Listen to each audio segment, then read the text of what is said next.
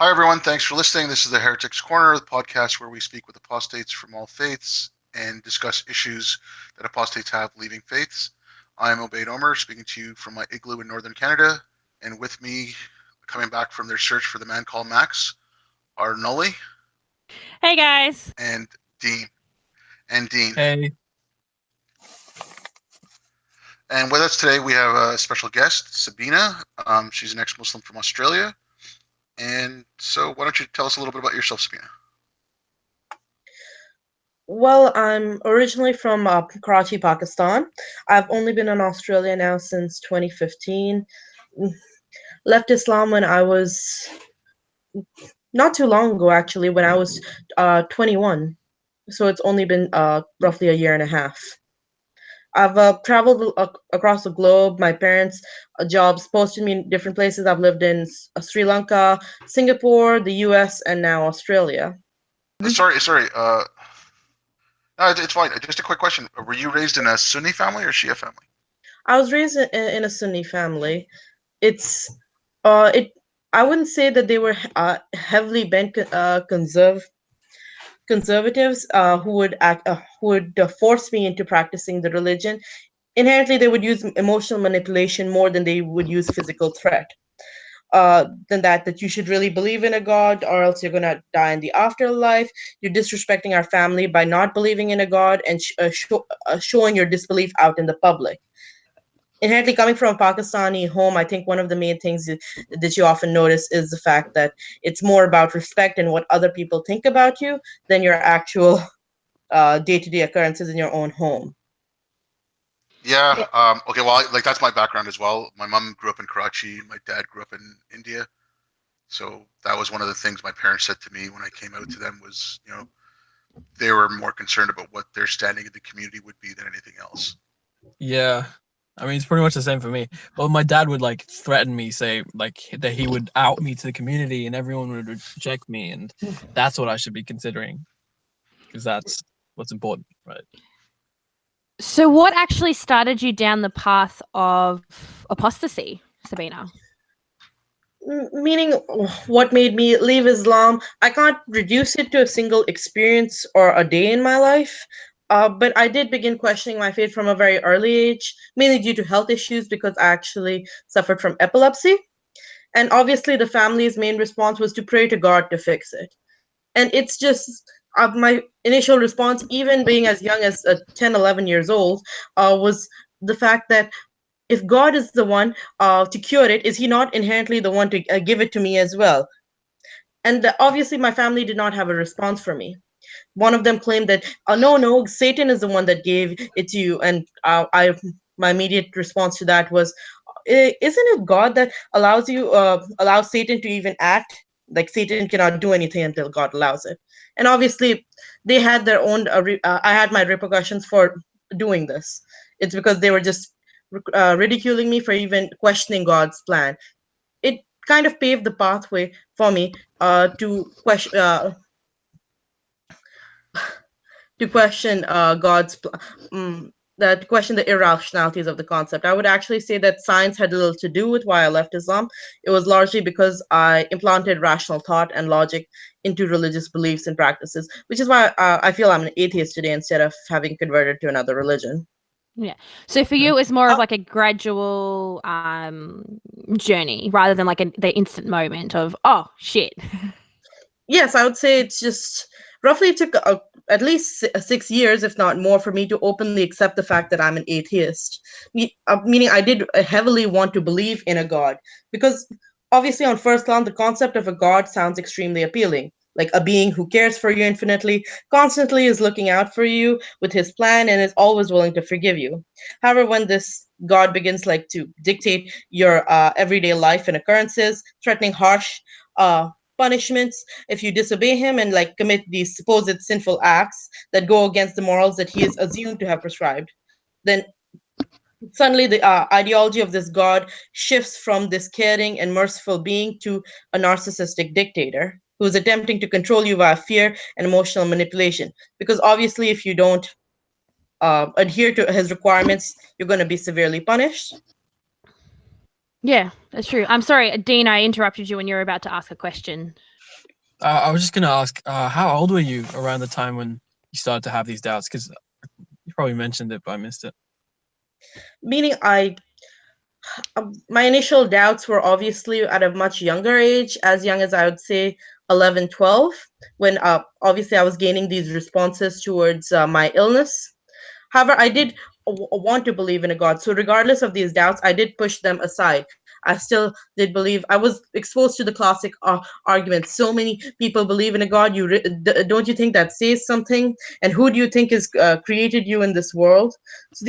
And obviously, being going into mosques weekly, sermons, hearing being exposed to so many imams, and coming from a religious family, it was I was basically heavily forced to face, exposed to one side of an argument. I was never exposed to the alternative side. This like first change when I went to the US, that I was able to be exposed to a group of people who inherently had been shunned by my life in Pakistan, previously by my family, and that was obviously the concept of homosexuality and gay people. And that's when I just realized that gay people aren't inherently as lost souls, or these all of a Evil. sudden all of these very sinful creatures, but they're just regular human beings. But what Islam tries to do, and what it's inherently preached, that they're preached to be rather inhuman, more so than anything else. So I just want to go back to the epilepsy thing. So you said that was one of the main things. You're like, why has Allah done this to me? Like, why did he give this to me? Why is he making me go through this? I'm going to perhaps assume, it could be falsely, but did you like end up like praying to Allah and being like, oh, why did you do this? Can you please cure me? Can you make it go away? Inherently towards that, I guess I did obviously pray to God that please help me. I'm suffering so much from the epilepsy, and it's had such an impact on my life that yes, I would say that I did pray to Him, but I wouldn't say that I was that consistent in it. Meaning, day one I would pray, day two it's just like fuck this shit. What else is new? As another thing that's quite similar in like I've heard horror stories that happen in a lot of Muslim families regarding family members who have epilepsy or mental health problems. Did your family force you to go through ruqya? Not inherently, no. My family, I wouldn't call them progressive Muslims. Yeah. Inherently, but they're not overly conservative. So they're kind of just somewhere in between. Exactly. But they probably still got you to do du'as and prayers and stuff, right? Yes, they would even sacrifice goats for me on Eid. And they would inherently believe that this actually did, in fact, contribute to helping cure me. And obviously, when I was 18 and finally I had surgery and my epilepsy was inherently cured, I was also meant to thank Allah because He was the one who made it possible. And again, this just got my doubts up even more. And by that time, I was living in the US, so I was inherently I did began questioning my faith much more at that point. It's also, I guess, one thing that is worth mentioning throughout my adolescence is because I live such a controlled lifestyle. Obviously, people react to that very differently. Some people tend to become much more obedient to it. Instead of questioning, they just follow. Inherently, I just responded differently. That I just began rebelling more. Yeah. In their attempts to control me, and I feel that contributed heavily. I mean, even though I rebelled in various ways, and this largely again happened when I was in the US because that's where I turned 18, was exposed to this quote unquote haram lifestyle, and was seeing people go by it day by day without any consequence. So I just thought, why can't I do that? And why I live such a restricted life? So I inherently, I had a boyfriend there. We engaged in the sinful act of sex. It's just, I drank alcohol, got a tattoo. How My dare God, you? the trifecta. And there was how no old were you? consequence. Meaning, how old were you when your family moved? When they moved to the US, they moved in 2012. At the time, I was 17, I turned 18 there. I had my surgery in February 2013. Inherently, but we were still living in Okay, the so US at the time. were you in Pakistan up until that point, or had you moved elsewhere before you got to the States? To give a rough timeline of my geographical locations, I was born in Pakistan in 1999. So I was born in Karachi, Pakistan in 94, but in 99 we moved to Sri Lanka for 3 years. In 2002 we came back to Pakistan.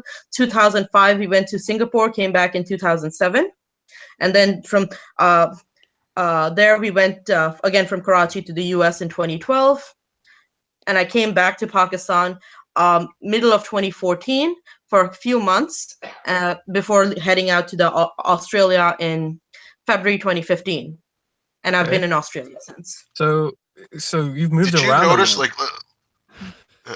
let's say from Singapore coming back to Pakistan? I mean, was it like a culture shock? You had to relearn Pakistan in a way, type of thing, because obviously Singapore is much different. Obviously it is. I would state that it was in Singapore that I inherently got diagnosed with epilepsy, and my life began to change drastically. I wouldn't say the religion was the focal point at the time, because it was more so the fact that I was getting used to medications, daily seizures, and the medications had their own side effects. So I became depressed and socially isolated. So I had to really catch up on things, including my studies, and I inherently did lose my friendship circle because I could no longer communicate to people at the same level that I once did. So during this time, obviously, there were talks every day. I would say at some point every day, to pray to God to cure this and fix it, and constant duas and things like that. But obviously, for me, that was not the focal point of that period in time. That was just dealing with my epilepsy and the social repercussions of it. So so you went to the US, you had your rebelling moment, and you said so you went back to Pakistan. So how was that? Like going from being, in a somewhat free sense to going back to a country like Pakistan, even though you were there for, say, a few short months? The reason that we came back to Pakistan was because I had applied for university into the US, and coming from a Pakistani home, it's often typical that they want their children to go to the best education facilities, and it's highly competitive. So basically, my parents set a restriction that I'll have to go into a very prestigious university, not a mediocre one, which I had applied to, kind of like NYU, Berkeley, Columbia. The main issue at the time was that I had inherently not completed high school, because my epilepsy had reached such a point that I had to forego the final year of high school in order to go to the US for surgery in the first place. And this was something that the universities took issue with, because they did not acknowledge me as a high school graduate, which is why I didn't get acceptance. The reason that I came back to Pakistan at the time was because I did not get accepted to university, and my parents said, you should make this search global. It'll be less expensive to take care of you in Pakistan. Different priorities. Yeah. I would also say it did definitely have something a lot to do with the fact that my mom noticed my rebellious behavior. She inherently did walk in on me having sex with my boyfriend. Oh God! Oh wow! And that did result in a lot of issues in itself. Yeah. Obviously, her classic response, I still remember to this day, was saying that, "Oh, if you were in Saudi Arabia, you would be stoned to death, and just you disgraced us in the family, and what you did deserves 1,000 lashes. You are a whore." And even then, it was what I noticed was a constant double standard, because my brother, who's 14 years older than me and has been living in the US since he was 18, so has always had girlfriends, has had sex, has done whatever shenanigans, but my parents never took as much issue with it as they did with me. Again, going back to what you said at the beginning, how it's an honor thing, it's a family respect sort of situation. Yeah, it is ballsy. Yeah. Ballsy. Yeah. Hey, so go ahead, Dean. I was just going to ask, because you've been around a lot. What was your experience in terms of the different cultures? I guess it's similar to the same question that Obaid asked, but more in terms of like the Islamic communities. Did you see a difference or? Well, when I was in Singapore, I did not. The school that I went to, I inherently did not see a lot of Muslims in it. It was an international school. Majority of the people there were Westerners from Europe and Australia. So I can say it was a very much white school. I was like one of 5 people in a classroom of 30 students who was of color. Inherently. Okay. Wow. Okay. Which is common for Singapore because they do have separate schools for locals and internationals, and obviously Singapore attracts a lot of international migrants. In Sri Lanka, Sri Lanka, kind of like Pakistan, is not exactly a safe country to be walking on the street by yourself. So for me to explore it by myself at the time was not probable. It was also I was a rather young age, so my life was very secluded at the time and like very heavily monitored. Yeah. So you've gone to Pakistan again. Well, I hope it was for the last time. And so then you applied for university and you were accepted into a university in Australia. So did you come here by yourself or did your family come with you?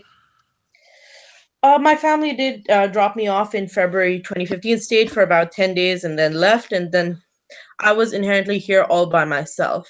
And it was here that I finally got that feeling of independence, that I could do what I wanted. I did not have to live under the roof of my parents, and they could prevent me from doing actions. And I did countless things that I wanted to do for a long time, and I did again go through that streak because whilst I was in Pakistan, I was obviously isolated with my family.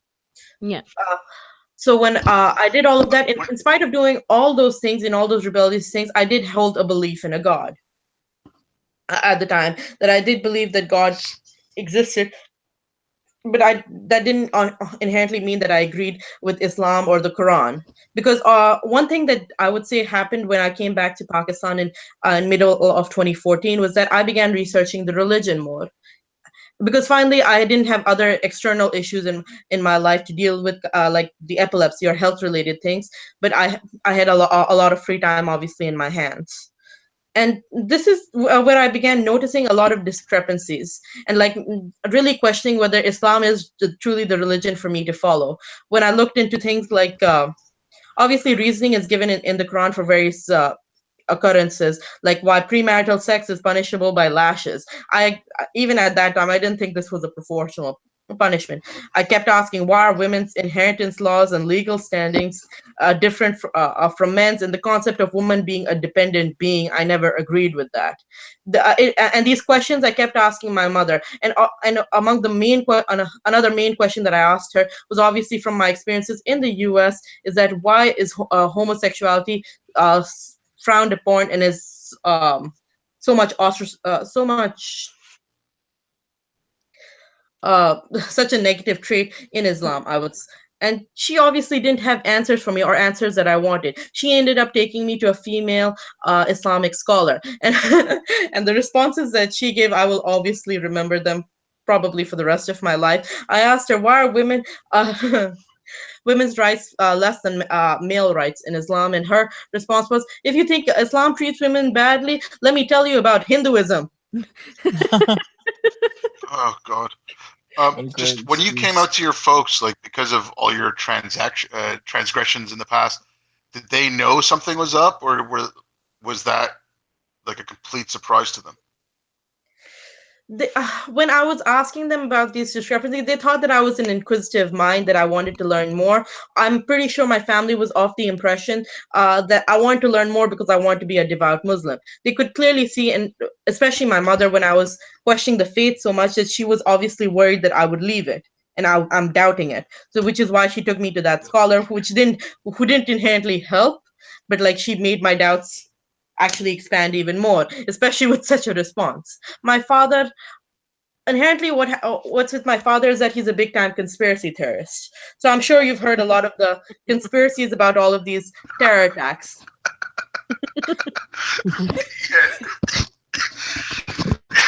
Yes, yeah. based prominently the ones around 9/11. And just Yeah, believing in Zionist Jews and the Illuminati. I've been exposed to these conspiracies since I was 9 years old. Well, everything is somehow the Jewish fault. It's all the Yahudis. Yeah. Oh, exactly. So And I remember. Sorry yeah. to interrupt, but I remember. So you gave a talk recently at the Secular Part of Australia's Losing Your Religion conference, and I remember something you said about, because you went to a sheikh and you asked the sheikh, well, why is it that men can have more than one wife? And I swear I'm going to remember his response that you said. It was, so would you mind sharing what he said, the reasoning behind men being allowed to have 4 wives? Okay, just to give some context to the situation, this was actually in Australia towards the end of 2015. And this was the absolute final stages of when I still believed in a God and still was trying to believe in Islam. Because and just asking these questions about these belief systems and their punishments inherently in the Quran, because obviously I wanted a justified response. Inherently, if you gave me a justified response, I would believe it. So this was Islamic Awareness Week, which happens around September 11th in at my university, and the sheikh, and the sheikh was just giving this talk about Islam and how it's a peaceful religion, and afterwards held a Q&A session. I asked him, why are women allowed to have why are men allowed to have up to 4 wives, but women can't have more than one husband? And his response was, well, your husband's going to cheat on you anyways. Would you rather it be with someone infested with diseases or someone you actually approve of? Oh my! I mean, the logic Oh my is God! perfect. Like Yeah. seriously. Oh. This was actually, can you imagine, the same day that he told me this response, I was actually directed to this talk or this speech he was holding by one of the members of the Muslim Student Association on campus. And her response was quite parallel, because when I asked her, why are men allowed to have 4 wives, she just responded by saying, well, who tends to cheat more, a man or a woman? So he should be, Yeah. he shouldn't be, It's bizarre, yeah. You know, but yeah. like, He shouldn't be it's allowed to things be like that. both. That are infested It's with answers diseases. that like Sorry, go ahead, Obaid. no, but it's answers. No, I'm just saying that answers like that, like even with the hijab or the niqab, you know, you have to wear it so men don't get lust in their hearts or whatever, right? Oh well, you know, a man's gonna cheat, and so you want him to be disease ridden. But I mean, so they're basically just saying that Muslims aren't strong enough to follow their faith. Or Like, it's saying I mean, Muslim it's, men you can't know, keep their dicks in their pants. Yeah, it's weird yeah, because but yeah, it's also 'cause they- saying that Muslim men can't follow the edicts that Allah has put down for, you know, extramarital sex or premarital sex or any of that stuff, because their belief in the faith is not strong enough. I mean, it's ludicrous. even when the promise, when the reward is like eternal paradise and not and safety from eternal plummet, they can't do simple things like that. It prompts me to feel that like they don't really believe as much as they claim they do. Yeah. That is true, very much. Like, because I guess it just it proves to me how religion is flawed, and this is just proof to me how religion is a man-made concept, specifically man, because it just benefits him. It gives man so much privileges and rights. I guess honestly, even while leaving Islam, and even today, I say I'm surprised that a lot of men are leaving this religion, because it inherently treats them like a subdivision of God with so many privileges. I can understand why women would leave it, but not men. Yeah. Well, here's the thing: when you talk about like all these things, a lot of men don't want to be in that position of like it was an unhealthy kind of mentality to have, and especially if you're living in a first world country, you tend to recognize that it's not compatible with sort of a civilized outlook on life. That's true. Yeah, I mean, Karadowi said that, I think, in 2014. You know, if it wasn't for the apostasy laws, there would be no Muslims left, right? So they're keeping you there by fear. Yeah, and on the note of like men as well, like when you think about things like gender segregation and things like that, a lot of men don't enjoy being in sort of the hyper masculine frame of mind, and or like social circles. Like, you know, a lot, like I have more sisters than I have brothers, and with the men in my family, I'm not very close with them, but my sisters, I am. So like, I don't know, just instinctively, I tend towards more, or I tend towards enjoying less masculine things, I guess. And Islam doesn't really allow you to do that, because it divides gender so much that like basically your entire life is sort of, you're going to live with men and women are going to live with women, and you're going to get married to one woman, or, you know, 4 women maybe if you're proper Muslim. But yeah, it's a kind of oppression, I feel like, that's not really talked about a lot, but I think that's part of the reason why the cultural expectations of this is what a man is supposed to be and do, and this is what a woman's supposed to be and do. It's definitely would be a factor of it. And also that you don't get to talk to each other, that there's no healthy sort of interaction between the genders. Yeah, that would be true. Yeah. So Sabeena, you've gone through all this, and then that was your final moment. You're like, okay, I'm done. So, when did you? I guess I'll say the words officially, but when did you turn around and be like, okay, I'm not Muslim, I'm an atheist, I don't believe in God, I don't believe in any of that? Like, when did that happen? Was it soon after that Q&A session, or was it a few months later, or did you do some more research, or did you just kind of wake up and were like, yep, okay, cool, done my research, this is full of crap? Yeah, I feel that after that incident, it was just a matter of weeks later that I just realized that no, Islam is not for me. I mean, I just weighed everything together. I actually just created a list form and wrote it down, like disproportional punishments, which do not support morality whatsoever. This overall concept of a God, and like inherently how Muslims are practicing it with all of their conspiracy theories. I mean, it does say quite a lot when you always point the finger at someone else and like always claim this idea of fake news is hitting just to distort people's perceptions about Islam. Yeah, definitely. So you're in uni at the moment, and you are quite vocal, I guess you could say, about all things ex-Muslim cause related. So do you want to speak a little bit about what you do, and some of your interactions that you've had with Muslims and stuff like that? Oh, sure. Well, at university, I'm actually the marketing executive for the Atheist, Agnostic, and Humanist Society. And we wanted to concentrate not inherently specifically towards Islam, but just all of the struggles that non-believers face, just create a safe space for them. Obviously, questions and common stereotypes about atheists, that they lack morals, lack free speech. We deal with those kind of issues, but thankfully, we've also done a lot of religion-specific issues, like we've had former members of these fundamentalist religions come in and do talks about why they left.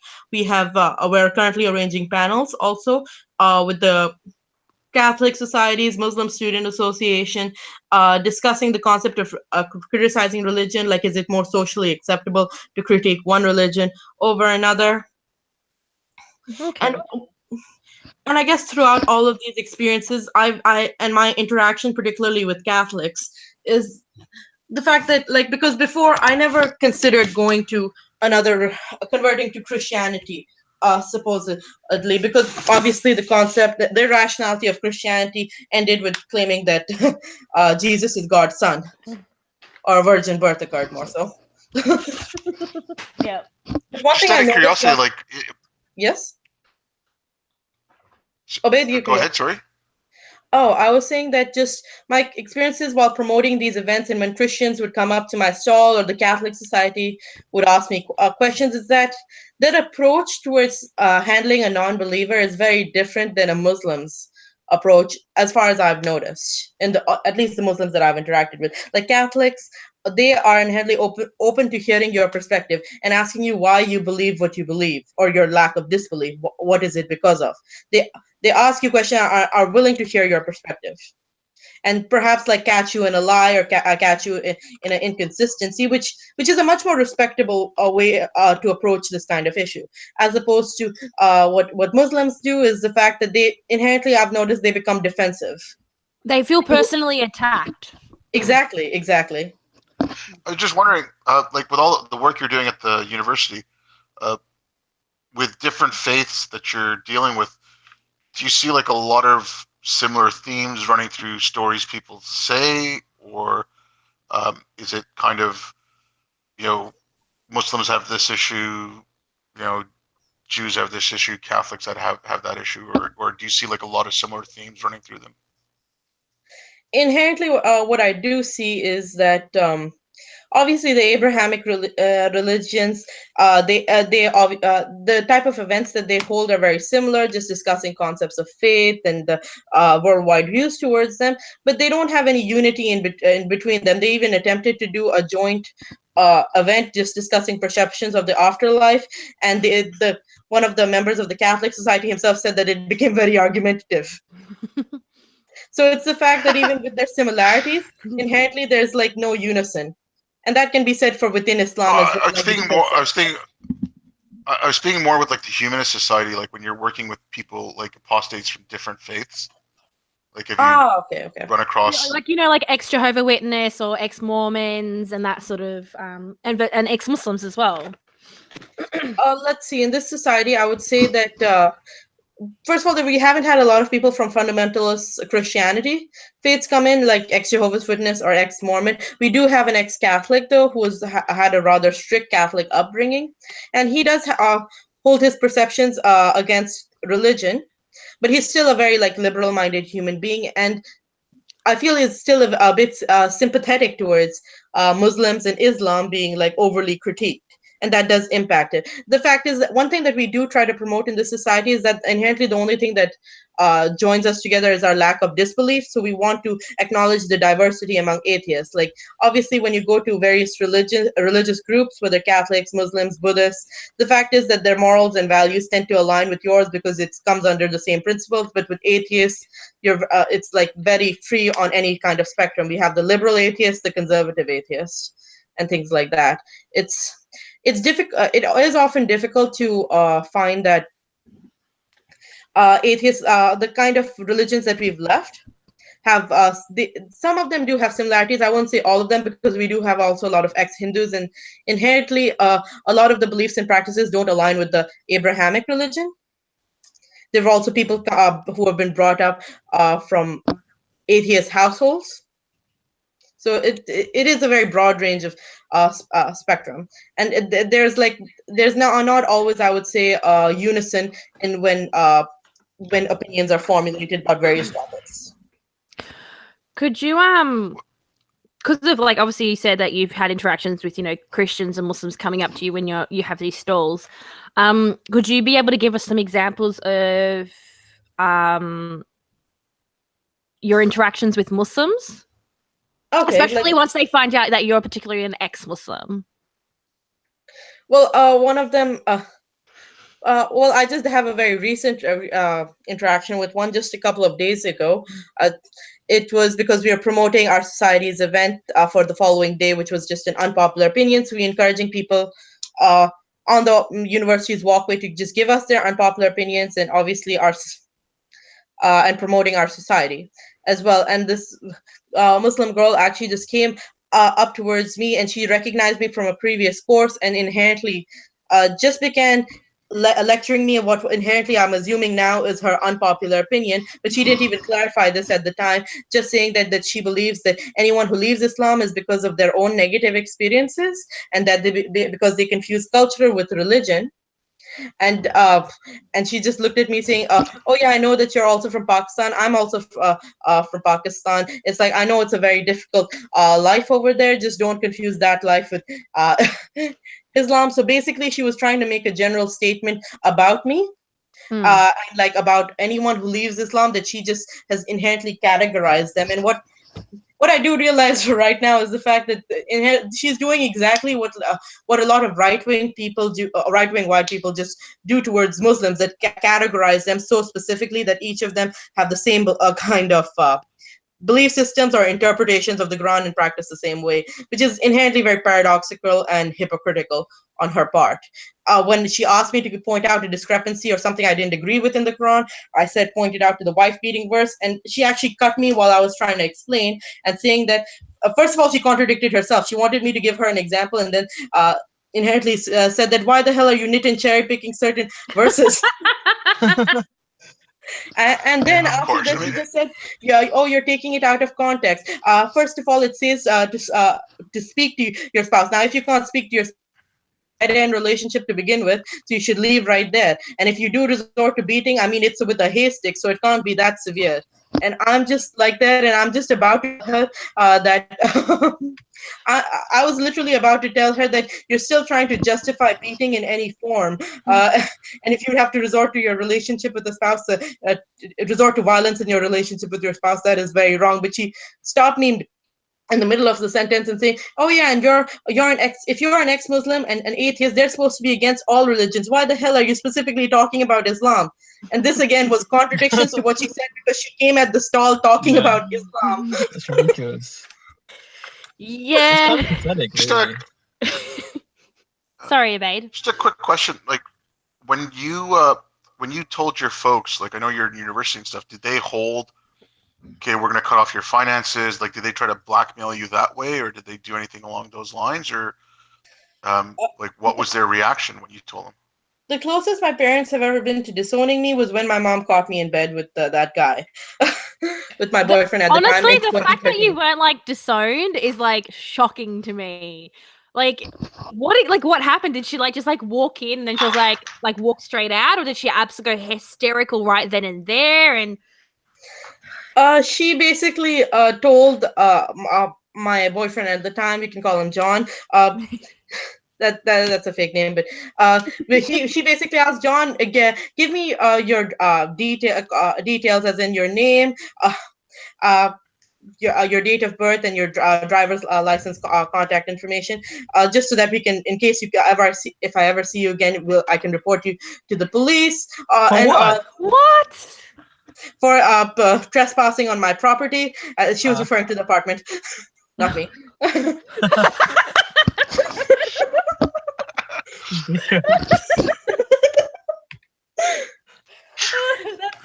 That's I like that you had to clarify that though. Oh god, no. And obviously he left. She began beating me and was obviously hysterical. She then went back to work and told me not to leave the apartment. Came back that evening, said that she had spoken to a lawyer at work, and she's like, if you inherently ever see this person again, we will cut contact with you and kick you out of the house. If you want to stay here and not want to be kicked out, you'll have to write down a formal document. You will never see this person again and will abstain from any contact with him. What? Oh my god. Yeah, that's crazy. Crazy. Oh and my obviously god, it's just too much. No, in the that's a little much. In the moment, like I did sign that, and then after I did that, she burst into tears. And what was pissing me off to the most part in that scenario was that she was not crying because of me, or like concerned about me in any way. She was crying because I had apparently caused her to lose all respect in the family. And that just means where her head was even at. Afterwards, that's the one thing I told. Sorry, go ahead. Sorry, go ahead. Yes, after that, she basically obviously tried to guilt me in various ways, how I ruined the respect, how I was acting like a whore, etc., etc. But I just did not see any rational wrong in what I did, and that's what caused me. Her reaction in itself, and like her justifications for holding such a reaction, were not rational, were not reasonable in any way. Neither was my father's reaction. I mean, that's my parents as well. Like my parents, when I came out to them, I mean, we were arguing for a couple of days, but finally at the end of it, they were so concerned about what the community would say that my first reaction, the first thing I said to them was, you guys are more concerned about your standing in the community than you are above my immortal soul. Like, yeah, it's bizarre. They weren't. Oh, absolutely. It's not like they're seemingly worried. Yeah. I even said that to my mum, and I know many ex-Muslims have said this to their parents. It's like when they finally reach past that point of all the other bullshit and baggage that comes with it, is you care more about what the community says than your own child. Like, you don't care about my mental health, my physical health, my emotional health. You don't care about all of that. You just care about how popular you are in the Muslim community, and it's kind of a sad way to live. Really. Yeah, and then they claim that they're doing it all for some kind of moral purpose. It's absolute BS. To me, it's a red flags everywhere. This was not even.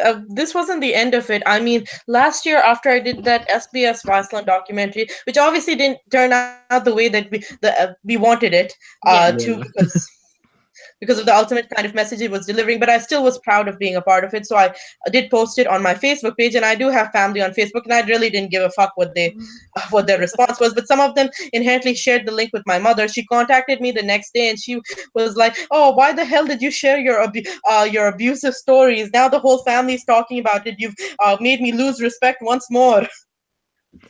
Again, not concerned at all about my own safety in the public, that I'd revealed my face on national television trying to speak out against Islam, concerned about her own image in society. So in New York as well. Yeah. Wow. That actually just happened to me recently. Like my parents I've been open with my folks for 25, 26 years now. And my whole family knows, like everyone knows that I'm not a Muslim. And then on World Hijab Day, Yasmin Mohammed had asked a bunch of us to do no hijab day, and she said, like, I don't, like men, women, whatever, just take off a hijab and burn it. And so I made a video of myself doing it, and as far as I know, I was the only guy who did that. One of my aunts came across it. I mean, it's public on my Facebook page. I don't care. And then she called my mom to try to speak to my mom about it. So try to get me feeling bad because I'm making my mom sad or something like that. Like this passive aggressive way of getting to you just bugs the hell out of me. I mean, I called my aunt up and I told her, like, if you have a problem with something I do, you have a problem with me, call me up and ask me. Like, don't try to like get my mother upset. It's absolutely ludicrous. So you have a blog, Sabeena. It's called The Mind of Sheikh. What made you decide to start writing about ex-Muslim issues and Islam? Because it was among one of many struggles that I've had. I mean, if you go to my blog, in the About section, I haven't written it specific to just my struggles of leaving Islam or becoming an ex-Muslim, or my life as an ex-Muslim, but even the struggles I have with my relationships, with my family, with my friends, and my mental health issues. Because outside of leaving Islam, like, I have had other issues in my life, which particularly with my health, and like obviously the mental health issues which have impacted my ability to communicate with others and to socialize with them. So it's kind of like a venting ground for me. Yeah. And of course, leaving Islam was not an easy decision either, and I'm still continuously mocked today by Muslim communities, by these liberals who claim to be defending Islam. So it's not easy to adhere to, but it's again not in my nature to remain silent. I've never been silent about when I really believe something. I do believe in standing up and just taking it on. This is not even specific to ex-Muslims. Like in 2016, I did come out like on the Sydney Morning Herald and spoke out against my university regarding a harassment charge, which I feel they didn't handle properly. So yeah, that's good. It's admirable what you do. Do you have anything else that's in the works at the moment that you are doing within the atheist or ex-Muslim community? Meaning, I am in the writing more posts in the blog. We currently with friends, of course, we create this Society of Ex-Muslims in Australia. We're just discussing the plight of ex-Muslims. It's not inherently a ground to just mock it or ridicule Islam, but just discuss the reasons why you've left it and the struggles that you've faced. Yep. So we do that. It's something that I do want to do, is actually set up a proper council over here, kind of like the one in New Zealand, ultimately. Yeah. Obviously, it's not in my capacity right now, still in my studies. but it is something I want to do in the future. And it obviously bringing this discussion about ex-Muslims more prominently to university campuses, which is where it's still a taboo topic because people don't want to offend each other, and because Islam is being held on some kind of pedestal. Yeah. Do you think in Australia that there's sort of a silence when it comes to ex-Muslims? Like, do you think like the average person on the street has no idea what an ex-Muslim is? And what do you think is a reason behind that? Average person on the street, like, let's see. Okay, if you, I've actually already even written a blog about this, about the kind of struggle that, or stereotypes that ex-Muslims adhere to. Obviously, there's a right-wing stereotype. Either they can be either happy that you've finally left this cult, but are still hesitant and like want you to properly integrate into society. They don't believe that you've left it, and believe that you're doing it for visa purposes. That is so common, and like that's very right wing kind. Then the left wing is like, okay, you've left Islam, stop talking about it. Why critique Islam? All Muslims are the same. The left inherently mocks you that why the hell you've left Islam? Why are you even in the process of derailing it? And obviously that common meme that's been created is like we're some kind of we're kind of like had an abusive ex-boyfriend in the past, but we're still hungover. Yeah, which is very bad. Yeah. There's a clear lack of visibility of ex-Muslims, and I feel that this is more prominently in the left, that it's just believed that we are now just derailing Islam and derailing all Muslims, and are promoting the demonization of Muslims. So that's why they don't want to hear us out. Yeah, I would definitely agree with that, actually. Yeah, no, it's too much. I mean, I even had a friend tell me that, like, why do you keep talking about it? You know, like, or I brought up something. I was saying, like, you know, if you want to deal with issues to do with Islam, you should bring some ex-Muslims. They're like, well, you're an ex-Muslim. You've left the religion. You have nothing to say about Islam anymore. It's like, no, you know, my family's Muslim. I live in the, you know. Inherently, what I believe is that. Sorry to interrupt. I guess, like, just based on what you said, it's just what I believe is that a lot of, again, liberals largely believe that you can only speak about Islam if you're Muslim. That ex-Muslims have no say in it because only Muslims know the true Islam, and ex-Muslims have left it because they weren't exposed to true Islam. You know, I'd really like to know where this true Islam is, because they have their own Twitter page. Well, no, Saudi's not true. Yeah, I know, but you know, Saudi's not true Islam. ISIS wasn't true Islam. You know, Shias aren't really Muslim. Ahmadiyas aren't Muslim. Like, it's the whole thing is just too much. Well, see, I've actually asked that question. I've asked that question. I've gone, oh, so what is the true Islam? And they're like, oh, the Islam that's in the Quran and the Hadith. And I'm like, so ISIS. You know, it's like, yeah. Yeah, pretty much. I mean, like, that's pretty much it. I'm just curious, like, are you, you know, like any of the groups you're working with in the universities and stuff? I know you said, you know, at conferences and stuff, or like when you're at a table or something and religious people come up. But are you guys trying to go out to, you know, maybe moderate Muslims or, you know, reform Muslims or stuff like that to try to get a dialogue going between the religious community and ex-Muslim communities, or are you just kind of concentrating more on building up an ex-Muslim community? Okay. Personally, my view of a lot of these liberal Muslims, reformists and progressive Muslims aside, just many of these liberal Muslims, that I just tend to hate them, and I don't. Basically, because let's see, the one thing about Australians, or if you are from, like, you live in Australia, is we tend to be brutally blunt. So if we don't like someone, we're going to be like, we fucking hate them. That's perfectly fine. Please clarify, Canadians say it politely. Canadians say it politely, like, please may I hate you. Do you want to expand on that? Yeah, expand why you don't like progressives or liberals. Because it is mainly because of these people. The kind of lives they live is obviously not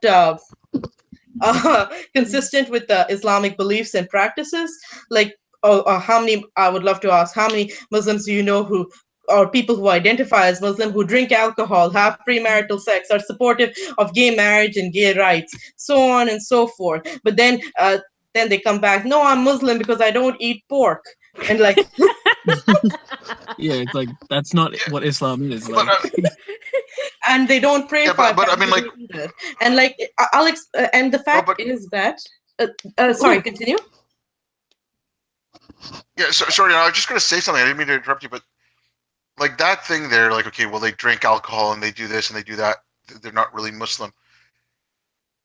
You know, I mean, at the core of it, if you believe Allah is the one God and the only God, Muhammad is his prophet, so you are a Muslim. You might not practice it fully. It's like someone who's Jewish and they eat pork. It doesn't mean that they're not Jewish or they don't keep kosher, right? They're still Muslim. And they want to, Muslims. I don't know. No. Yeah, okay, Basically, the reason that when I'm expanding on the reason that I really hate these kind of people is not because they're like inconsistent with the Quran. That's completely fine. I'm not. Let's not act as if Christians don't do that. It's because obviously a lot of these people, when the actual terror attacks occur, they keep claiming, no, Islam in its current form is perfectly fine. The Quran in current form is promoting peace and love, which inherently kind of proves the fact that a lot of these people haven't even read the Quran because their day-to-day lives are inconsistent with Quranic beliefs and practices. So they're being hypocrites and they're paradoxical behaviors. I mean, there wasn't inherently anything stopping me from becoming this feminist Muslim who drank alcohol and sexed whoever I liked. But like, I'm not going to be lying to myself about it that isn't Islam. So it's like, and going back to these core beliefs and values, it's just. Meaning, there's obviously so much to being Muslim than merely that faith. So what you're trying to say is the liberals and the progressives, you know, we're talking about the ones who aren't necessarily practicing Islam, I guess you would call it properly. But your problem with them is the fact that they'll turn around and tell you that your Islam wasn't the correct version, and they refuse to acknowledge their own hypocrisy in that. Is that what you're is that what you dislike about them? Yes, exactly. Yeah. It's like they act as if they know the Quran, but like, and they act as if they're practicing it when inherently they're not. Yeah, I'm the same. Yeah, no, I mean, you know, that there are like some of the like a lot of what you're saying. You know, I agree with. Yeah, it would ultimately be. I would more so. Sorry, it's just that I would more so. Be wholeheartedly supportive of progressive Muslims and reformists, like anyone who openly says that Islam needs to be reformed or go through a secularization, kind of like Christianity has. I would be more than willing to extend support to those kind of people, not people who say that Islam in its current form is like absolutely tolerable and is perfect. Yeah, that's a good way to put it. Yeah, but I mean, like the reform, like the Christianity. Like, okay, a reformation of Islam is not a good thing. I mean, we've already had a reformation of Islam, and that's Wahhabism, right? It's the reformation in Christianity was to go back to the original. You don't need a church, you don't need all that. You only need the Bible and go back to the original text, and that's what Wahhab, you know, did. And so that was an Islamic reformation in that sense. You went back to the original text, and you went back to the original sources, and that is what is Islam. So I mean. Like that kind of reformation for Islam, I don't think would be good. It's not inherently. Sorry, continue, Dean. No. I was just gonna say, like, there's many ways that it could be reformed, and obviously, if going back to the original text, I see that less as a reformation and more of like, I don't know, just a fundamentalist approach. Yeah, just authentication. I don't know, trying to return to the authentic sort of way of life. No, it's I guess exactly. It's a more literal interpretation. Sorry, go ahead. Yeah. I guess for me, it's not reformation as in going back to the inherent text. It is the secularization of the religion. It is more so the fact that perhaps like an increase of these liberal and progressive Muslims on one aspect would be a good thing because they're obviously not practicing Islam in its true form, but are clearly still retaining the identity. Identity of a Muslim. On one aspect, I mean, that's a good thing that they've integrated into society. But the fact is, I guess the next step, if they acknowledge that Islam in its current form is not good, and that would ideally help the secularization of the religion. Yeah, and I think it's happening slowly anyway. Even in the conservative Muslim circles that I've been in, like people are slowly moving away, especially with like the internet culture. There's just aspects that leak into the Islamic community that they can't even stop. It's just not possible for them to stop the sort of change from happening. Yeah, eventually. I think there'll be a more. See, I'm not going to say liberal, but maybe somewhere down the track in a couple of years, Muslims will turn around and be like, maybe we shouldn't kill gays, maybe we shouldn't kill apostates, maybe we shouldn't do those things, So, and hopefully it'll be across the board, but there would definitely have to be also no matter how liberal a Muslim is, there'll still be this demonization of anyone who is an ex-Muslim. Because we've betrayed them. We're the infidels. We knew the truth and we rejected it. So I feel like that's definitely going to be... I think going into the future, it's actually probably going to lessen. Honestly, I think it's going to change going into the future. But I say to that... Because I've seen it happen... Sorry, go ahead, Dean. Because I've seen it happen where, like 10 years ago, my family was like, kill the apostate. It's merciful for them to be executed. And now they're just sort of like, oh, like my family knows I'm an apostate, and they just sort of don't talk about it, I guess. And we just, we have Islamic events, and I don't pray, and they make a dua, and I don't pray, and other people sometimes join me as well, like, and yeah, I feel like the circle's expanding bit by bit. I think it's gonna happen everywhere. Yeah, I mean.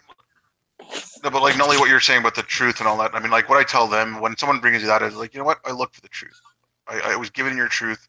I looked for it, examined it, and I found it very wanting. And I mean, it's it's not conducive to a healthy lifestyle. Let's just put it that way. Yeah, I would definitely say that. So it's been a pleasure having you on, Sabeena. Was there anything you'd like to say before we head off and say farewell? I guess one of the main things is just the fact that I'm just thankful that so much effort is being put in, not necessarily just by the ex-Muslim community, but even the atheist community, how they're helping us or being our allies and like spreading the visibility of ex-Muslims and the struggles that we endure. It's very beneficial. I'm sure this will also reach out to a lot of people. Yeah. So you agree with our hashtag apostates speak up? Absolutely. Perfect. Well, like I said, it's been an absolute pleasure having you on, Sabeena. Down below we'll have links to all your social media, your blog, your Twitter, and all that stuff. I'll also put a link down to the Society of Ex-Muslims of Australia's Facebook page. So if you've any interesting articles and everything, I'm guessing you're posting on there. Obaid, Deen, as always, it's always fun hanging out with you guys, and I feel like we kind of Obaid may have felt a bit outnumbered by the 3 Australians here. Yeah. It's called right. The poisonous snakes will call your number. Yeah, but as always, if you enjoyed this show or if you enjoy us just generally, Canadians and Australians, please give this video a like, subscribe, and share. That's the only way people are going to hear our stories. And yeah, see you guys next time. Bye. See you guys. Bye, everyone. Thanks for listening.